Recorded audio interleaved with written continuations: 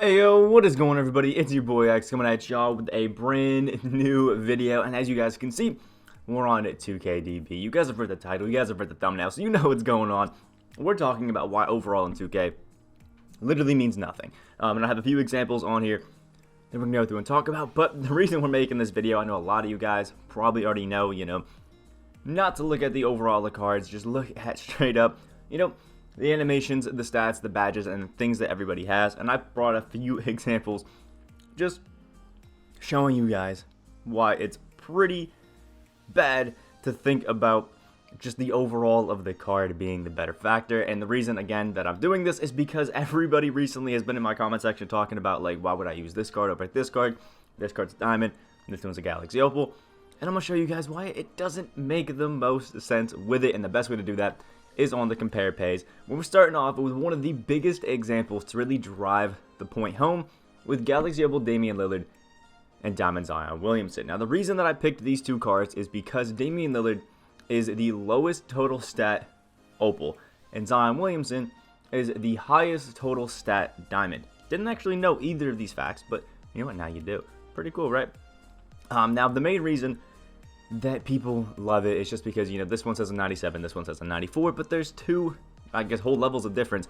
But let's actually go through and look at, Damian Lillard is definitely going to be a better shooter. Zion is definitely going to be a better inside scorer. That's kind of what you expected. Lillard is going to be a better finisher. Lillard's going to be a better, I guess, slightly faster card. Zion's going to be stronger. Zion's going to be a better interior defender and just a better card in general on defense, especially in that block, a better rebounder, and better with the potential, apparently. And then if you go and look, Zion is 216 total stats higher than Damian Lillard, which is kind of insane. Now, a lot of these stats do come in, like post hook, post fade, things like that Lillard's just not going to be good at. But if you actually look at it, some big ones like, rebounding for Zion's position, that is huge. The playmaking, he's still solid. He's still solid in the speeds. He's still a good three-point shooter, already above that 90 rating. It doesn't really make too much sense. But here is where, I guess, overall is coming in a little bit in handy, because you get more Hall of Fame badges. That's really about it, and that's really what's been happening lately with a lot of cards that are coming out, and I'll show you guys basically the difference. But stats really don't change on a lot of the cards, and this year in 2K21, the stats are what matters. So Zion having 216 more stats is huge, and there's only a few badges that really are key in making some differences, like Hot Zone Hunter, Range Extender. You guys know the big badges. You guys know the key badges that are going to make a lot of these changes, and these are some of them that they basically have the same. Stuff like Deadeye and Clutch Shooter are cool badges to have, but they're not absolutely necessary. Obviously, Lillard's going to be great overall, but Zion really ain't that bad. And on current gen, Lillard also has Steady Shooter, making him not very great of a shooter all around. And I know some people are going to say this is a really insane example just because obviously I cherry picked it a little bit. But I want to show some less extreme examples of why you can argue that some cards are better than other ones despite being some of the better ones. Starting off with Dark Matter Derrick Rose versus Opal John Wall. This is a 1 overall difference, and some people are talking about it like, John Wall is significantly better than Rose, or Rose is significantly better than John Wall, and it's absolute cap either way. Yeah, John Wall is a great Galaxy Opal, and Derrick Rose is a great Dark Matter, but just because there's that 1 overall difference, and, Rose's card art is just a little bit better than John Wall's, or a little bit different, it doesn't mean that they're insanely different cards. If you come down here and look, Rose has 124 more total stats, which was great for Zion. But if you actually go and look in a lot of the stuff, it's because they just gave Rose some things and boosted that John Wall didn't, that weren't really too necessary, especially in the stats that don't matter at all, and that is passing IQ. You can see 18 of those 124 are coming in the form of passing IQ. 30 of them are coming in post hook, so it goes from a 35 to a 65 for a point guard. You're never going to take a post hook with Rose in your life, so that doesn't really matter. Post control of a 33. You're not going to be really in the post too much, so that's 33 of the difference right there. So that's 63 difference right there, just in these two post ones alone. And then you have a 25 post hook. This one, I will admit, definitely a little bit bigger, but how many people do you see really going into the post with a lot of these, point guards? Have you ever used a Derrick Rose card and said, you know what, let me stop right here and go into the post and try that out? and see how it works. Sometimes, probably, but most of the time, really not. And that's 88 stats just from these 3 ones right here that are boosted. And then if you include the 18 for passing IQ, that doesn't do anything because you pick the passes. That is 106 of the 124 total stats difference right there. One of them even coming in potential over here, which is 107. They just don't really matter too much. The free throw being big on Rose is definitely a W. Like, it's definitely a big one. Draw foul, that little difference really is going to make too much. But if you actually look at some key stats, in shot 3, John Wall's a little bit better. In speed, they're literally identical. The 1 in vertical means nothing. The 2 in strength means nothing. Stamina, 3 difference. Once you're above that like 90 rating, it doesn't really mean too much. Plus, with a lot of coach boosts and floor general things like that, you'll get yourself up to a 99 anyway. 5 in hustle, that does nothing for you anyway.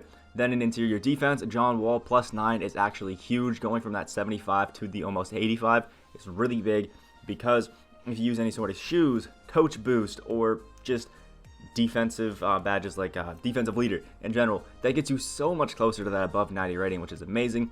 The 98 to 94, usually I would say doesn't mean too much, but that is the difference of possibly getting lock takeover, which is huge.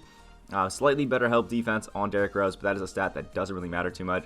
Like, again, once you're above that 90 rating with some of these things, it doesn't really matter. Lateral quickness, a little bit better on John Wall, a little bit better on John Wall for the pass perception, and a little bit better on Wall for the steal, just showing it's just slightly better on some of the really key things for John Wall, which really helps. And I didn't even take into account that plus 9 on passing vision, which is another one that doesn't really matter. So 116 of our 124 total stats that are up on Rose really don't mean too much. And in some of the key things, Wall's actually a bit better. Then when it comes to badges, like I said, this is where it comes in just a little bit.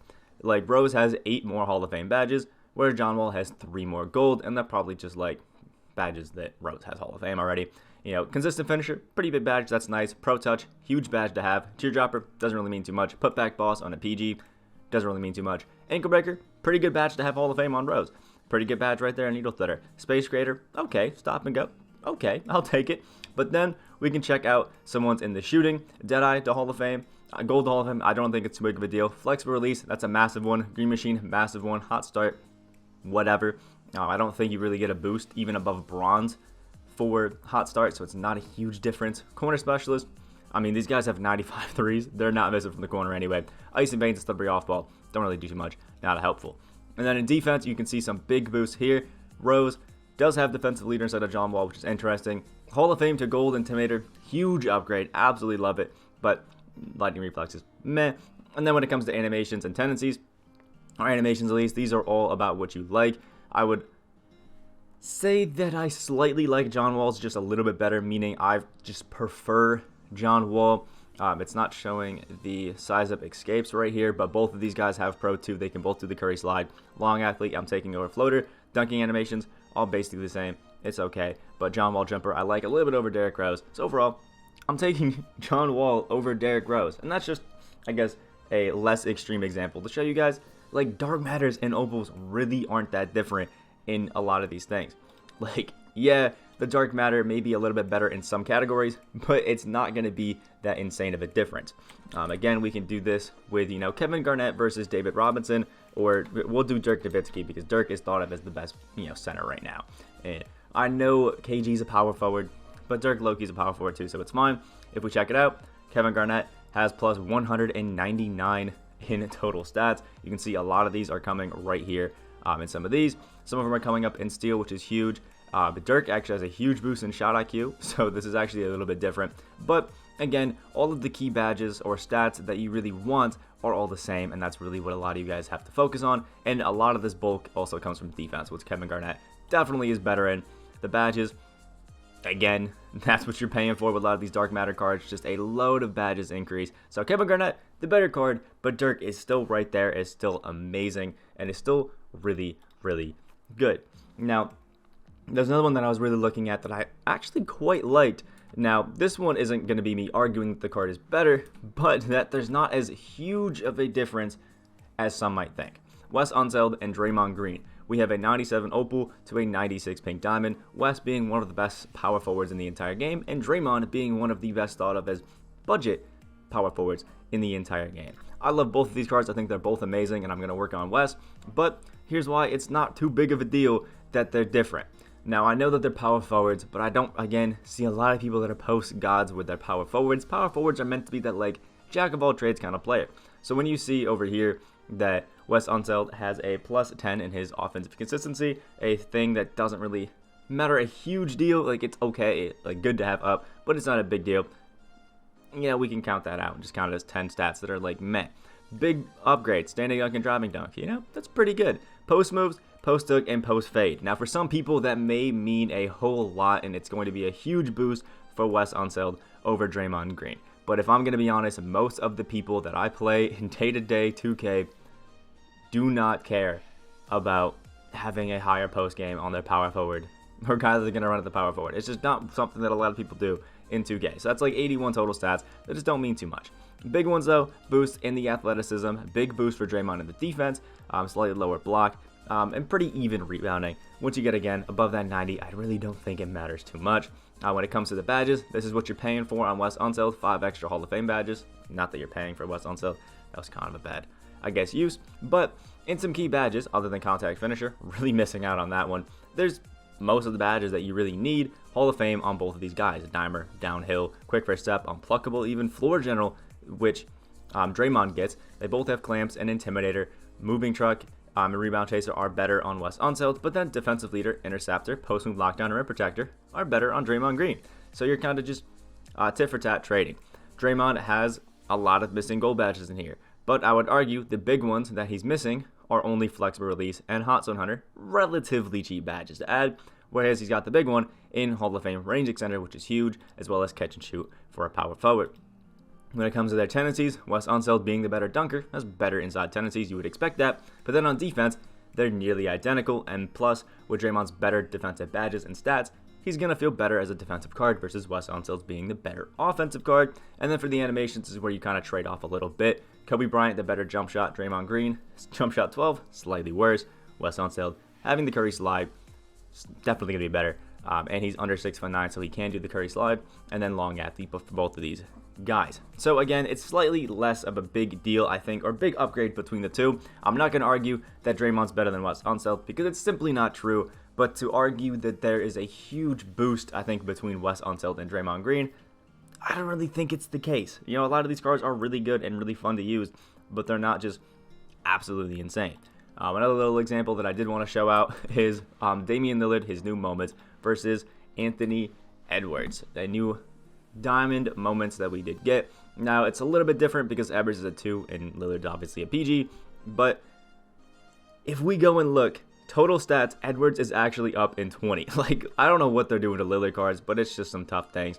If you check out some of the big things, Anthony Edwards has a plus 27 interior defense. Huge W right there, like huge. Defense, they're both pretty similar, with Anthony Edwards having a plus 31 in block, and with his longer wingspan, actually going to be pretty nice.